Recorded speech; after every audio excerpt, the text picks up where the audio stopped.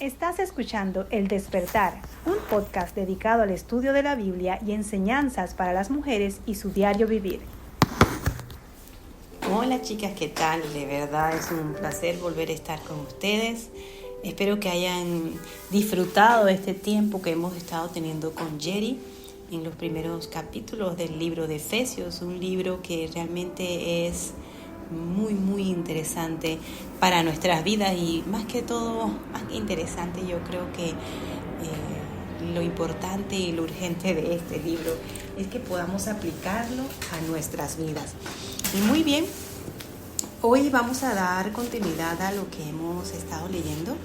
Vamos a estar trabajando el libro de Efesios y vamos a estar dando inicio con el capítulo 4, viendo los versículos del 1 al 6. Así que te animo a que tomes tu Biblia, tomes tus apuntes, tomes resaltadores porque hoy lo vamos a necesitar y está presta para lo que el Señor quiere enseñarnos en el día de hoy. Imagina que hoy eres llamada a comparecer ante el gran trono de Dios para evaluar tu vida. Así como cuando tenemos un trabajo y necesitamos ser evaluados para ver cómo estamos andando y qué debemos de mejorar. ¿Cómo saldría esa evaluación? ¿Como una creyente madura que ha crecido en el Señor o serías evaluada como una niña pequeña que a pesar de los años en el Evangelio sigue siendo una niña espiritual? Posiblemente la gente no te lo diga, pero toda persona que se dice ser cristiana estará evaluando siempre tu manera de ver y de comportarte. Estará viendo si eso que tú profesas, que dices que eres cristiana, realmente es igual a tu manera de comportarte. Y la única forma en que podrán comprobarlo es que tu manera realmente de vivir sea digna de como lo has profesado. Hemos estado escuchando ayer en los capítulos anteriores de cómo Pablo nos muestra con glorioso detalle todo lo que Dios hizo por nosotras de una manera gratuita, solo por su gracia. Ahora en estos capítulos siguientes nos trae un llamado a vivir correctamente. ¿Saben? Cuando mi hijo era pequeño solía presentarse a otros niños diciendo su nombre y su edad, pero en la mayoría de las veces le gustaba agregar un poquito más, o sea, decía 7,5 o 8,5, o si no, se adelantaba, si cumplía en los meses próximos, decía, tengo 8 en vez de 7. Él quería ser mayor, anhelaba crecer. Sé que algunos casos de nosotras, en vez de agregarles, nos quitamos la edad en vez de sumar. Pero saben, en la vida cristiana o espiritual no debe de ser así. Como creyentes en Cristo, chicas, deberíamos querer tener ese mismo sentimiento que tenía mi hijo, desear madurar en el Señor y ser un individuo que llegue a ser un adulto espiritual. Muy bien. Demos inicio a la lectura que nos corresponde a este libro en Efesios, donde estaremos tratando un tema que para mí y para ti debe de ser de suma importancia. Leemos Efesios 4, del 1 al 6, la unidad del Espíritu. Yo pues, preso en el Señor, os ruego que andéis como es digno de la vocación con que fuiste llamados, con toda humildad y mansedumbre, soportándoos con paciencia los unos a los otros, solícitos en guardar la unidad del Espíritu en el que es el vínculo de la paz, un cuerpo, un espíritu, como fuisteis también llamados en una misma esperanza de vuestra vocación, un Señor, una fe, un bautismo, un Dios y Padre de todos, el cual es sobre todos y por todos y en todos. ¡Oh, wow! Hoy tenemos bastantes cosas que tratar y he puesto por título a este estudio de hoy Caminando en unidad y amor. Y vamos a ver algunos puntos importantes que nos está hablando este versículo. Un llamado a vivir de una manera digna. Nos está hablando en Efesios 4:1. En este versículo 1, el apóstol Pablo comienza con un llamado a la acción. Nos dice, yo pues, prisionero en el Señor, os ruego que viváis de una manera, y quiero que pongas digna, así, subrayado, o escríbelo en tus anotes, de la vocación con que fuiste llamado. La palabra vocación también subráyala, y también el llamado. Aquí Pablo nos insta a vivir nuestras vidas de acuerdo con la alta vocación que hemos recibido de Cristo. La Biblia nos dice que somos embajadores suyos. Entonces, ¿cómo debemos de comportarnos si somos embajadores de Él? Pablo nos está trayendo un llamado a vivir correctamente, pero solo después de habernos explicado lo que hizo Dios por nosotras. Pero te preguntarás, ¿qué significa vivir de una manera digna? Significa que nuestras acciones, chicas, actitudes y palabras deben de reflejar la identidad que tenemos en Cristo. Comprender quiénes somos en Cristo es la base de nuestro caminar. No sé si alguna vez has escuchado una frase que mi madre me repetía de pequeña. La mujer del César no solo debe serlo, sino también parecerlo. Hoy en día nos encontramos con muchas personas que tienen mucho conocimiento de la palabra de Dios. En lo personal conozco a una chica que tiene 3 títulos de teología, pero al conversar con ella por un par de minutos podrás ver que tiene mucha teología en el cerebro, pero que no ha bajado al corazón. Si la ves, no encontrarás ninguna diferencia entre ella y las mujeres que no conocen de Cristo. Comprender quiénes somos es la base de este digno caminar. Somos hijas de luz. Nuestro deber es andar como esas hijas de luz. Juan 1:7 nos dice, pero si andamos en luz, como Él está en luz, tenemos comunión los unos con los otros, y la sangre de Jesucristo, su Hijo, nos limpia de todo pecado. Andar en la luz quiere decir vivir en la luz de la palabra de Dios. ¿Cuánto tiempo dedica usted a la palabra de Dios? ¿Cuánto tiempo dedicas tú a estar en su presencia, a estar orando? Si tú tienes hijos, ellos saben cuánto tiempo pasas leyendo la Biblia. También tus vecinos podrán saberlo, o la gente de la iglesia. Si queremos vivir un compañerismo y camaradería con Dios, tenemos que vivir en la luz de la palabra del Señor. Y no solamente leerla, sino vivirla. Que eso que aprendemos de memoria baje a nuestro corazón y lo podamos aplicar en el diario vivir que tenemos.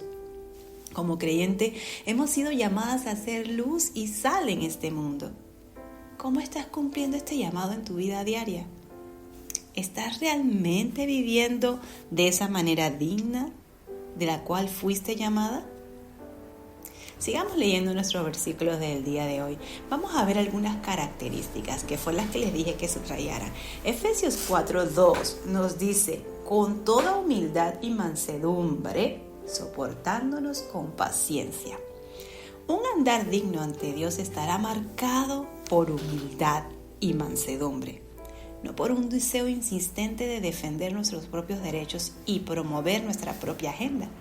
La humildad, chicas, nos permite tratar a los demás con respeto y consideración sin pensar que somos superiores. Pablo estaba expresando sus ruegos en estos versículos, basándose a un llamamiento que ellos ya habían recibido. El contraste de actitudes lo encontramos en la historia que contaré a continuación. En cierta ocasión, un joven estudiante de un seminario había sido enviado a predicar a una iglesia conocida. Bien, él estaba muy orgulloso porque lo habían llamado a él para pronunciar un sermón en esta gran iglesia. Así que hacia ahí se dirigía. Y debemos destacar que él nunca había tenido ninguna experiencia detrás del púlpito. Era un joven muy inteligente de su clase, el más inteligente, y en sus estudios también era muy aplicado. Pero cuando se puso en pie ante aquel grupo de gentes experimentados, algo que nunca había sentido antes, él experimentó un temor a hablar en público. Él se había olvidado de todo lo que tenía pensado decir, pues solo lo había aprendido de memoria, estaba solo en su cerebro, en su cabeza. Así que fue que a punta de tropezones, expresándose con gran dificultad, es que pudo ocupar el tiempo establecido. ¿Se imaginan eso? ¡Qué vergüenza! Una anciana que se encontraba en la iglesia se le acercó al terminar la reunión y le dijo, querido joven. Yo le estaba observando esta mañana y me gustaría decirle que si usted hubiera subido al púlpito de la forma en que se bajó, entonces habría bajado de él de la forma en que se subió.